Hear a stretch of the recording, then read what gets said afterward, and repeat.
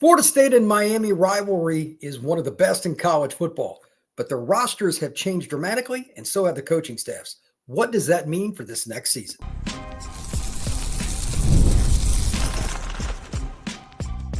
You are Locked On Seminoles, your daily podcast on the Florida State Seminoles.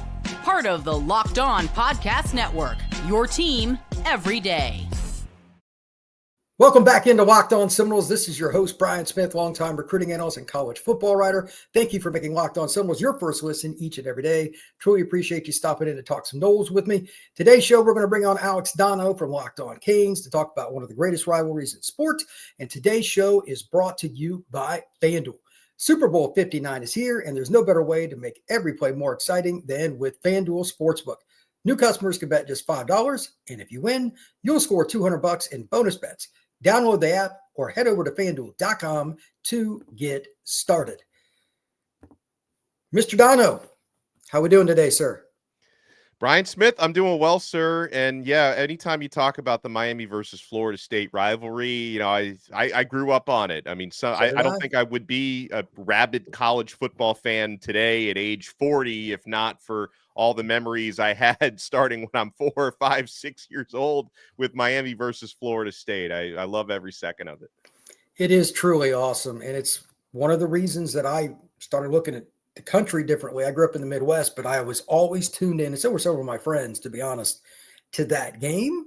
And I just loved how much NFL talent there was on the field. They played different styles of defense. They were super aggressive. They changed and, quite frankly, revolutionized football, and they mirrored each other as much as they disliked each other. The 4-3 defense, smaller defensive ends like linebackers moving down to edge. They changed college football, and it's so much fun to talk about the history of it and talk about change. Today, we're going to talk about the change in the rosters. Like for you, we're going to talk a lot about Miami's secondary, obviously left much to be desired for the Canes this past season. And for Florida State, there wasn't much they did right, period. I think the Water Boys got an F. But at the same time, this is a rivalry that I expect to get back to at least some form of comfort where that's closer in competitive game. Like last year, Miami kind of toyed with Florida State. And a few years ago, it was the other way around. It's been really weird because in the history, there's been a couple of those games when there was coaching changes or whatever. But I first off just want to ask you, talk about a few of the players that Miami has brought in from the transfer portal that at least attempt to help them in the secondary. Yeah, I mean, the secondary was it was embarrassing in a lot of ways last year, Brian. I mean, I can't tell you how frustrating it was from a Miami point of view, going up against a lot of the opposing offenses and quarterbacks like Kyle McCord, of course, feasted on Miami. Fernando Mendoza from Cal feasted on Miami, and receivers were open by 10, 15 yards repeatedly. And so, yeah, I mean, they got, in terms of returning players in Miami's secondary, like the one that, of course, is really liked and will hopefully continue to develop, because one guy who did play overall well last year was O.J. Frederick, is a true freshman starter at cornerback. And he's someone you kind of pencil in to be a starter again in 2025, although there's going to be some competition because, again, the rest of that unit needed changes and revitalization. I mean, Xavier Lucas, very well documented saga, a South Florida kid who Miami basically came in second for to Wisconsin, was a true freshman at Wisconsin last year, played very well. Wanted to leave Wisconsin, was a transfer saga where he was able to come to Miami despite never technically entering the portal. But Xavier Lucas is someone who can help revitalize that secondary as a young cornerback. Miami also brought in a veteran cornerback in Charles Brantley from Michigan State. Another younger guy that Miami brought in from Washington State, who I think has a lot of promise, is Ethan O'Connor. To add to that cornerback rotation. And Miami brought in a safety from the transfer portal that they're very excited about. Now, this guy's making a jump, from Jacksonville State to Power 4, but Zechariah Poyser, who was, one of the standout FBS players this past year, is maybe someone who could hold down a starting safety job along with Saquon Patterson, who's, heading into his second year. I know that's someone Florida State fans are probably familiar with as well, because he was recruited by Florida State as well, coming out of Chaminade. Played a little bit last year, Patterson, but can maybe ascend into a starting role this year. So I mean, Brian, to answer your question, the defensive secondary for Miami, really outside of O.J. Frederick, looks very different. I mean, there is another returning player from last year who could play a lot, but he barely played last year because he was hurt for most of the season, Damari Brown, who missed a lot of time, between, the opening game where he got injured against Florida. Didn't play again until the Syracuse game at the very end of the regular season. That's someone who could contend for a starting cornerback job or maybe a starting nickel job at Miami. So really, I mean, 90% of the secondary is going to be different. A lot of players who did well at their previous stops who Miami's bringing in the portal, but then you always have the usual questions, everyone meshing together, everyone adjusting to a new defense. And that includes the returning guys because Miami's got a new defensive coordinator and Corey Heatherman and a new defensive backs coach in Zach Etheridge. So there's going to be adjustments from top to bottom that need to be made, but the secondary is very different. This is unusual for me, but the new defensive coordinator, give me your 20-second synopsis, or if you want to expand, go ahead. More aggressive, less aggressive? What's the scenario with that? Because with the new secondary, me, I'm a glass half empty guy. I'm always worrisome when you have a new coach and he's really aggressive, especially if like your DBs have been torched like UMs. What's the deal there? Significantly more aggressive, which I think is really? something it's something I think Miami needs, especially, when you've got athletes, Well, they do. significantly more aggressive and significantly more simple, I think, than the defense that Lance Guidry was running. I know that something that Heatherman really emphasizes is, athleticism and making plays. He also emphasizes turnovers. It's something his defense, you can only work on that so much, but takeaway drills and practice is something he really emphasizes. And the previous defenses he coached, including Minnesota, did well in forcing turnovers. So I think it's philosophically something that's more going to match the classic Miami defenses, right? It's all about getting everybody on the same page and executing it. But philosophically, I think it's something that should or could look, more like, the more effective Miami defenses of years past. I remember the famous 2001 team. I saw a stat once. It said they played like cover 2 in some form or fashion most of the time because they were so good up front. They could just rush 4. Okay, go ahead and try to run on us. We're going to run you down anyway. They did. But that's hard to do because nobody has a front like that, in my knowledge, in college football right now. So they're going to still run 4-3. Is this correct? Yeah. Okay. I believe it's still going to run 4-3. I mean, he does run some 4-2-5, but the people I talked to from Minnesota, the people I talked to who covered him in Minnesota say, 4-3 is his bread and butter. Well, it's interesting because Florida State's going a polar opposite direction. They're going to the 3-3-5 or whatever, going to have like 3 safeties across the back, and there's going to be a lot of moving parts. And as to your point, Coach White's been very successful, but now he's going to have, no offense to Nebraska, it's easier to get talent at Florida State. That's not really difficult to figure out. I'm curious to see what he does because I'm always worried about the same thing you were just referencing. Do you have too much information? Players think too much. And it's, it's the old ad nauseum that, paralysis by analysis. First year, I think the biggest thing, and this could happen in the game this year between the Canes and the Noles, the team that's thinking too much on the field makes the one critical error, and the other team, we run outside zone and there's nobody out there. The guy just runs for 80 yards score. Those giveaway touchdowns are why big games are usually lost more than somebody wins them. It's just true at the college level. See a little less at the pro level for obvious reasons. But Florida State changed. They got a new safety coach. They've got a new defense coordinator. They got a new offense coordinator. They got so much different. This game, again, is going to have a roster change on both sides because Florida State's going to end up over 20 guys, I think, or right at 20 for the portal. How many guys off the top of your head Miami got portal? Close to 20? 15? A little less, probably around 12 to 15. But I'll say that, and they could add more in spring. And also, there's another portal window. Yeah. Technically, Miami only has 8 starters returning from last year, 4 on offense, and they're all on the offensive line, 4 on defense. So 8 starters returning. There are some younger players who are going to take on starting jobs. Like I would imagine Mark Fletcher is going to be the starting running back now after Damian Martinez moved on, and some transfers were going to be, but only 8 returning starters from last year. Well, for Florida State, I think that would be a good thing. I don't know what the total number is, but they need a whitewashing. So, with that in mind, when we come back, we're going to talk about scheduling. The Florida State Miami game has a really unique end of it for Miami that we're going to talk about. And basically, this isn't, as Florida State fans will know, the ACC screwed up again. That's next here on Locked On Seminoles and this crossover with Locked On Canes.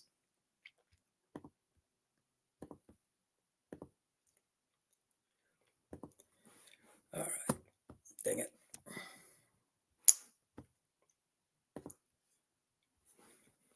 Super Bowl 59 is here. One game, two teams, endless possibilities, and there's no better way to make every play more exciting than with FanDuel Sportsbook. Whether it's predicting the first touchdown, calling the MVP, or even betting on the coin toss, FanDuel makes it easier to get in on the action. Live betting all game long. You can adjust your bets as the game unfolds and feel the thrill from kickoff to the final whistle. The live betting feature lets you stay involved no matter what happens on the field, and the app is super easy to navigate. Plus, knowing that you can place a $5 bet and potentially win $200 in bonus bets for the Super Bowl, that's the icing on the cake. Download the app or head over to FanDuel.com to get started. Bet just $5, and if you win, you'll score $200 in bonus bets. That's FanDuel.com. Bet with FanDuel, official partner of Super Bowl 59.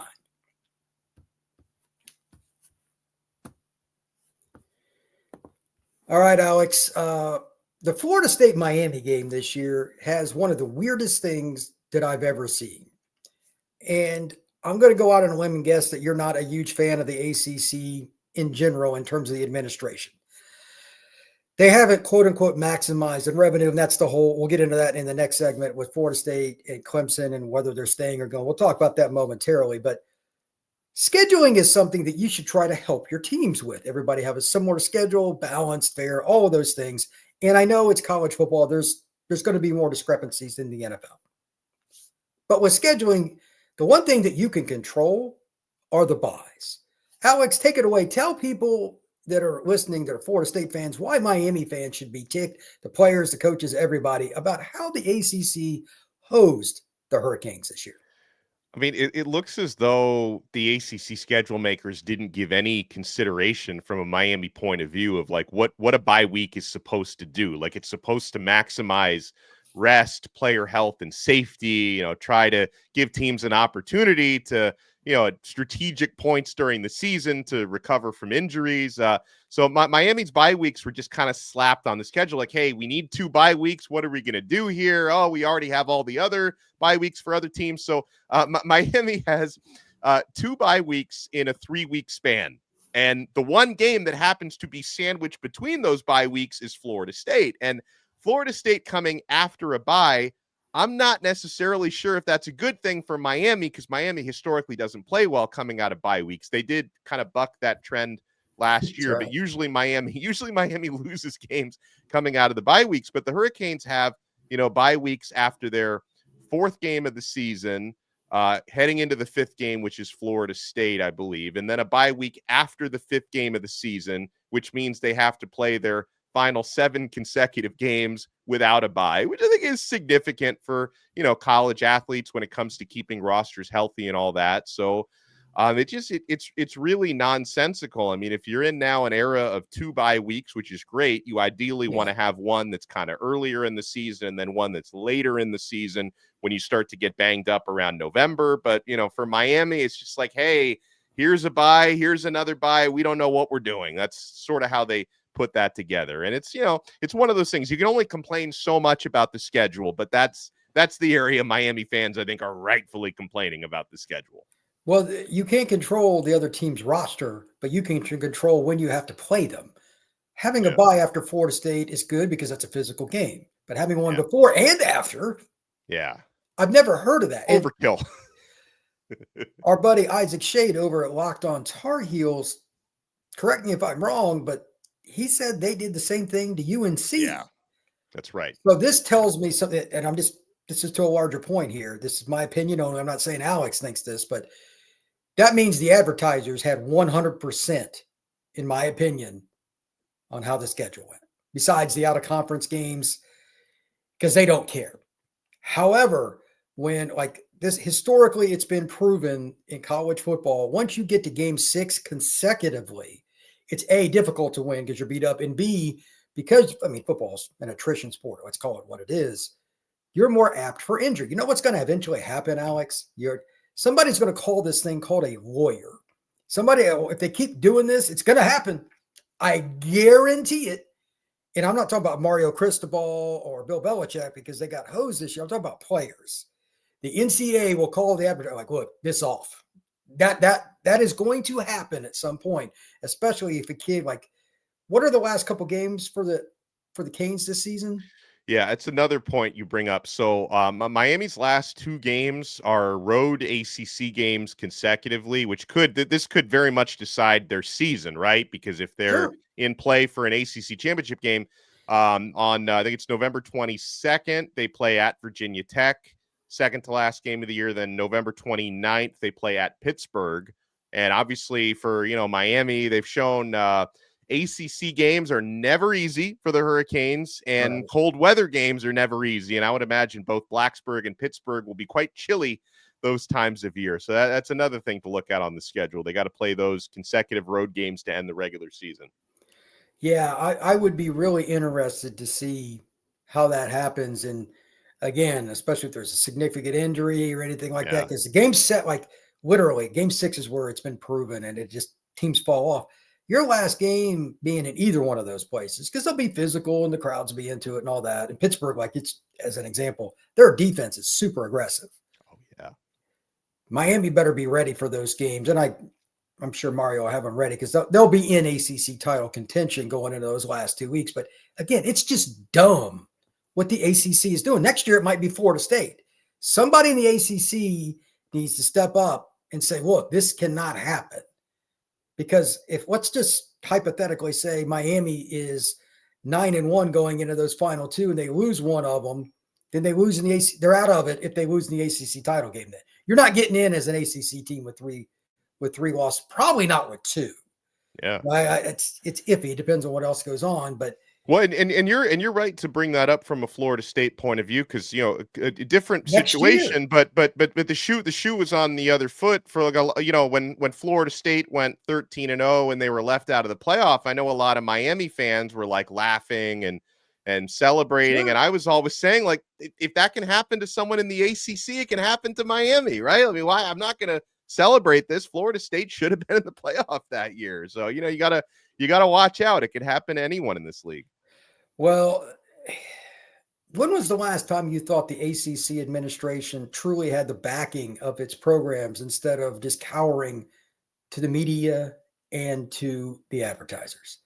I can't I recall mean, personally. if it involves Duke basketball, then yeah, they usually have their back. If it Uh, involves, well said. Well said. but yeah, outside of Duke basketball, North Carolina basketball at times. I mean, in football, all bets are off. I mean, I don't think the ACC completely just takes all these shots in the dark. But yeah, it's one of the. You're right to bring that up. It's like it doesn't seem like the ACC tries to put their marquee brands, as Florida State fans know, and their marquee teams in situations to succeed. It's just very, very odd. I think they need much stronger leadership. I mean, there are times when I want to support Jim Phillips, who's the ACC commissioner, but other times where it's like he's not nearly strong enough or not nearly assertive enough. Here's another example of the scheduling goofiness. Clemson schedules exactly how it should be. Okay. Mm-hmm. This is what you want. They got 4 games to open the season, and after they play Syracuse at home on the 27th of September, open date. They play Carolina and Boston College on the road. And then they at home in Death Valley play SMU, open date. And then they finish the season with 5 games. So yeah, perfect. 3 to 5 games, we're good. That's a big advantage. I know Mario has looked at that. He's not going to admit it, but he's looked at this and he's said some things that I can't repeat on air based on what he has seen from that schedule. And I wouldn't blame them. And I'll bet you that all the coaches, kind of like your point about FSU's 13-0, if it can happen to the Canes, if it can happen to the Tar Heels, what happens in 26, 27, 28 to Wake Forest, to Florida State, to Georgia Tech? This is dumb. You're screwing your own teams. Grow a spine. you have, and I know the advertisers had something to do with this because it wasn't one team. Again, Tar Heels got it too, not just the Hurricanes. So Yeah. this is really weird. To that point, and all the dismay over the conference, I'm going to get Alex's take on what's going on with this ESPN schedule going through 2036. That's next here on Locked On Seminoles crossover with Locked On Canes.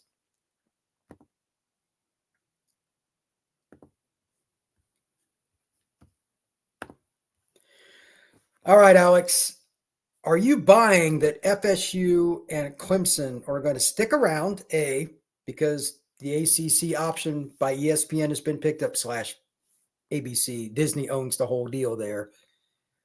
And what are your thoughts on it? Is that good for, like, as a Miami fan, I know you hate Florida State because it's the rivalry, but you understand you got to have teams in the league, you got to have rivalries to make it work. What's your take on this? You really think Clemson and Florida State are going to drop the lawsuit as that article stated they might? What are your thoughts?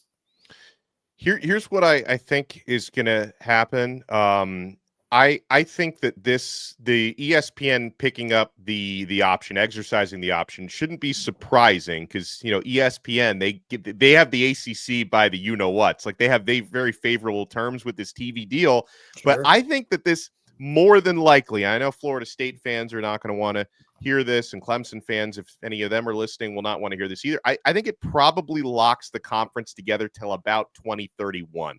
Not the 2036 that the TV deal runs into, but because for anyone who read the ESPN report about the exercising the option, Yahoo, Ross Dellinger also wrote a really good piece about it. You notice that potentially part of that proposed settlement between the ACC, Florida State, and Clemson would be significantly reducing the buyout for the grant of rights starting in 2031, which would be 5 years before the deal ends. Now, I know, for Florida State fans who are rabid about these lawsuits and wanted to get out immediately are not going to be happy that you may be stuck for another, 6 years, it looks like. But yeah, as far as settlements, this stuff can change, legally. And I'm not involved in these cases directly, nor am I a lawyer, but I do study this a lot because I also host Locked On ACC.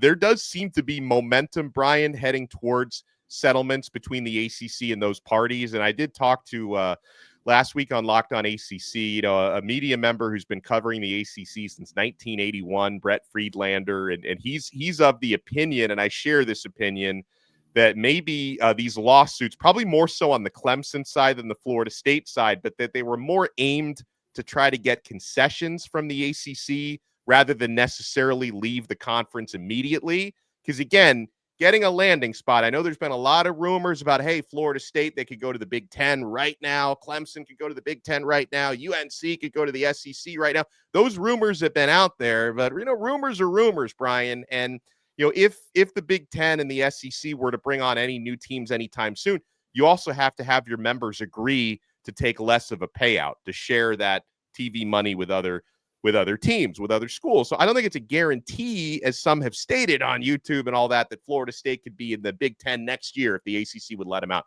I don't necessarily think that's the case. But the reason why, again, 2031 is such a magical year where the ACC may reduce that buyout, 2031 is the year that the Fox TV deal with the Big Ten runs out. There it is. And the ESPN deal with the SEC runs out. So that could be the year, because again, I don't think it's 2026, 2027, but 2031 could be the year that the SEC or the Big Ten could add Florida State and Clemson, because then you're redoing your TV deals. So instead of telling, your Michigans and your Ohio States or your Alabamas and Georgias, you have to take less money with your current TV deal. You just negotiate a new deal where there's a bigger payout for everybody. So I feel like 2031 is the year when Florida State and Clemson are likely to make a move. That makes a lot more sense than meddling with the current TV deals. And that's why, to answer the first part of your question, I do think there is legitimate momentum for settlements happening in the court right now, but that doesn't mean Florida State's going to be in the ACC till 2036.